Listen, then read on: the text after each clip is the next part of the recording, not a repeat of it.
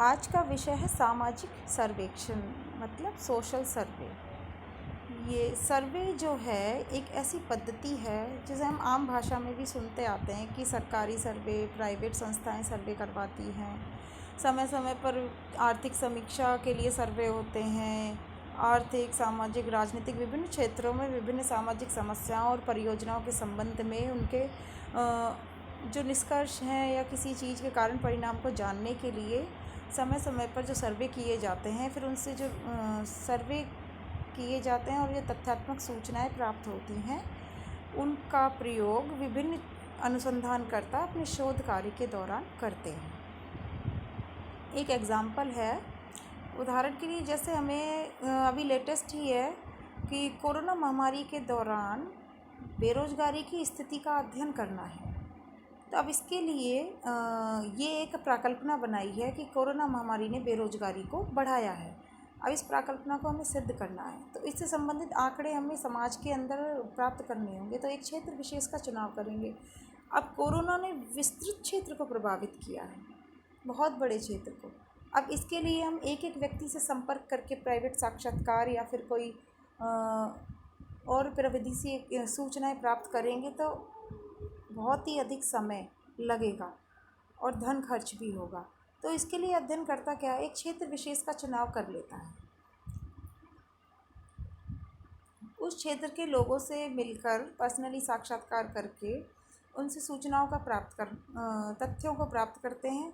फिर जो तथ्य हमें प्राप्त होते हैं उसका निश्चित तरीके से शोध कार्य के दौरान प्रयोग करते हैं। अब शोध कार्य आगे बढ़ाने के लिए हमारी प्राकल्पना जो थी कि कोरोना महामारी के दौरान बेरोजगारी बढ़ी है, तो इसके लिए हमें सबसे पहले युवाओं से संपर्क करना होगा।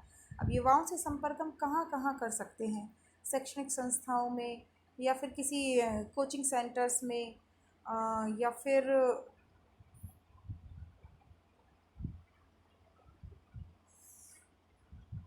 यूथ जनरेशन कोई कॉम्पिटिटिव एग्ज़ाम की तैयारी कर रहे हैं लोग, या फिर ग्रुप में ऑनलाइन ऑफलाइन किसी भी तरीके से संपर्क स्थापित करके उनसे हम सूचनाएं प्राप्त करेंगे कि उन्हें क्या प्रभाव पड़ा है युवा वर्ग को, और या फिर जो वर्किंग लोग हैं जो काम कर रहे थे पहले से, प्राइवेट संस्थाओं में काम कर रहे थे, बड़ी बड़ी कंपनीज़ में काम कर रहे थे, उनमें संपर्क करके हम उनसे सूचनाएं प्राप्त कर सकते हैं कि उनकी रोज़गार की स्थिति कैसी चल रही है या उनका रोज़गार अभी भी है या नहीं। तो इससे संबंधित जितने भी आंकड़े हमें प्राप्त होंगे उसको हम शोध कार्य के दौरान अध्ययन में लाएंगे। यही सर्वेक्षण होता है। अब शाब्दिक तौर पर इसका अर्थ है कि सर्वे दो शब्द इंग्लिश के सर्वेक्षण जो है अंग्रेजी के सर्वे का हिंदी रूपांतर है जो सौर और वियर से मिलकर बना होता है, जिसका शाब्दिक अर्थ होता है ऊपर देखना।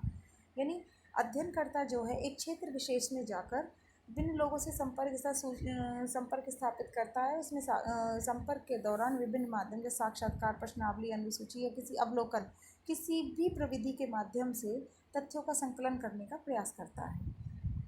बहुत अधिक विस्तृत क्षेत्र है तो प्रश्नावली के माध्यम से तथ्य संकलन किए जाते हैं।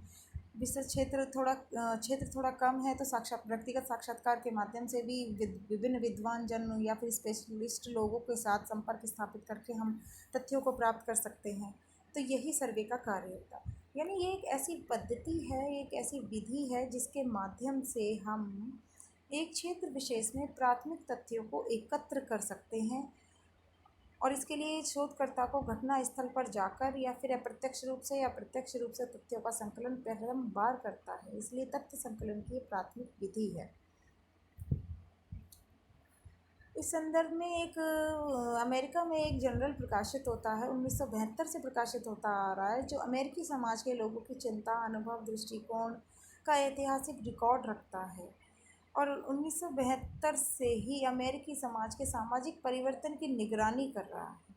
सर्वेक्षण के अंतर्गत हम आगे भी बढ़ेंगे। इसकी विभिन्न परिभाषाएं विभिन्न स्तर पर दी गई हैं। कुछ परिभाषाओं की को भी विभिन्न कैटेगरी में बांट दिया कि किन्हीं लोगों ने इसको समस्या परक परिभाषा दी है, किसी ने तथ्य परक परिभाषा दी है, किसी ने पद्धति मूलक परिभाषा दी है। तो उसका वर्णन आगे जाके विस्तार से वीडियो के पार्ट 2 में बताया जाएगा।